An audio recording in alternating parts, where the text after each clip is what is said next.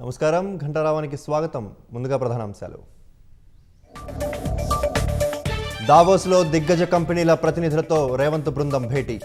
తెలంగాణతో కలిసి పనిచేసేందుకు ముందుకొచ్చిన పలు సంస్థలు. పురపాలక ఎన్నికలపై కొనసాగుతున్న ఎస్ఈసి కసరత్తు. నేడు ఉమ్మడి నిజామాబాద్, ఖమ్మం, వరంగల్ కలెక్టర్లతో సమీక్ష.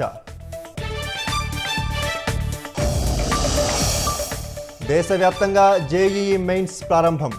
తెలంగాణ, ఏపీలో 44 ప్రాంతాల్లో పరీక్షా కేంద్రాలు.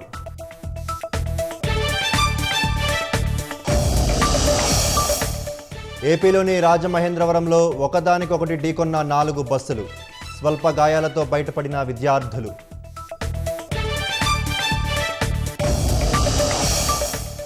ఆరేళ్ల తర్వాత WEF సదస్సుకు హాజరు కానున్న ట్రంప్ విందుకు రావాలని 7 భారతీయ సీఈఓలకు ఆహ్వానం.